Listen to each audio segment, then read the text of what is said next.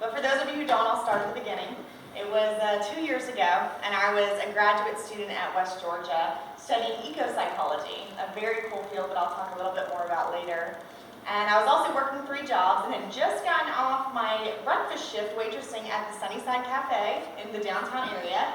And one of my girlfriends invited me to come check out the river, ironically, that ran behind her house.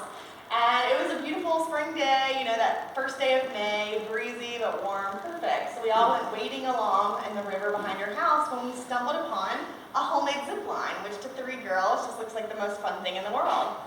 So we all took a turn and it was just delightful. And so I was going for my second round when it snapped.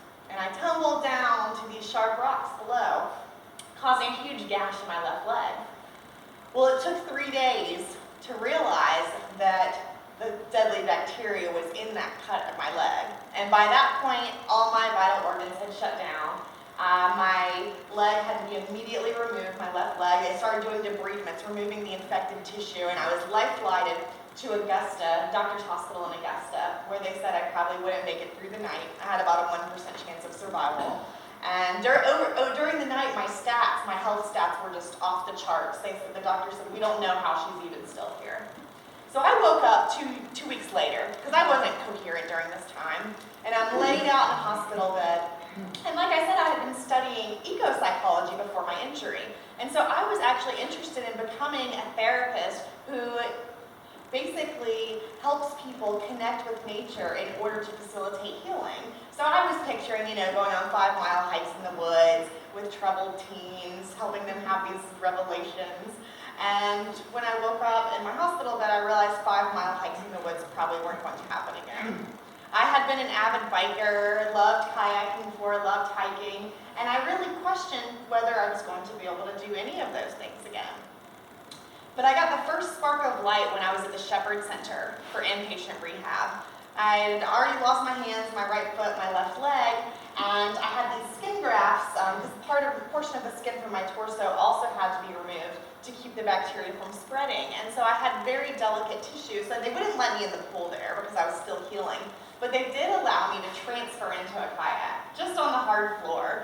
And that moment, just sitting in that kayak for the first time, not even getting to hold a paddle or be in the water, just felt like this eureka moment. Like, this is possible. It can happen.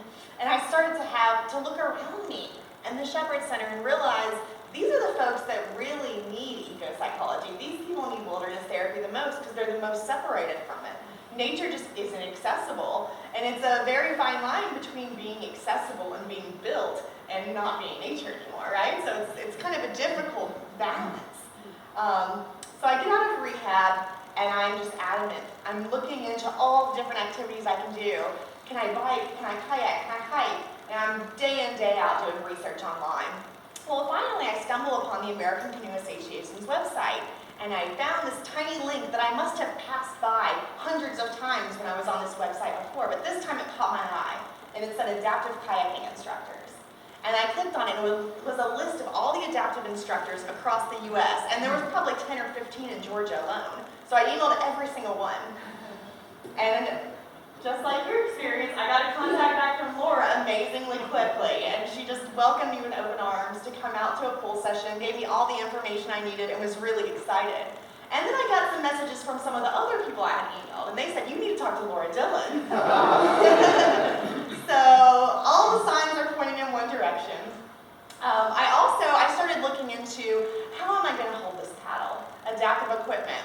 And I guess I found the one person that makes the adaptive equipment. It wasn't too hard, and I emailed Kevin Carr as well with Creating Ability. And wow, the email I got back from Kevin Carr, he was more excited than I was, and wrote like 3 pages and capital letters and exclamation points all over the place. It was awesome. So now I was like really, really excited. So I started going out to University of North Georgia for the pool sessions, and not only get to meet some awesome people, but got amazing instruction and safety information from experienced and compassionate kayakers, which was just such an amazing thing to be there with these people and they're not asking for anything from you and they're just giving, so giving of their time and their energy. It was like nothing that I had experienced before. And I've had so many people support me, but this was just, there was something different about it. So over the past couple months, because this was just, I mean, like March, I think, that I reached out to Laura. And so, but since then, I've been out on the Hiawassee River twice, which has been amazing and loved every second of it. Yeah. We've hit some challenges, but you know what? Sometimes that's the fun part, figuring out how to do things, figuring out new ways to do things. And it's just never dull. It's always very exciting. And there's, you know, I told them from the beginning, we're here for the scenery, and Joe's like, well, you're going to change your mind about that. So now here I am on these rapids, like, what's going on? But just loving it. It's just such a fun, amazing time. But for me, it really is about the scenery. It's really about being immersed in nature. It's about that calmness that you feel when you're out there, away from society, away from all the crap that the media is trying to sell you, and you're just there, and all these layers start to fall off, and you just realize what's really important. And it's just a feeling that's completely indescribable. And you know, when I told some of my friends and family what I was doing, they all thought I was completely insane. Oh, okay, so you can trap this deadly bacteria from a river, and the next thing you're just dying to get back in a river. But you know what? Those people have never fallen in love with a river before, like I have. Because when you're floating on a river with its intricacies and its twists and turns and its secret spots, and it's just secrets within it, you know, that you just want to discover.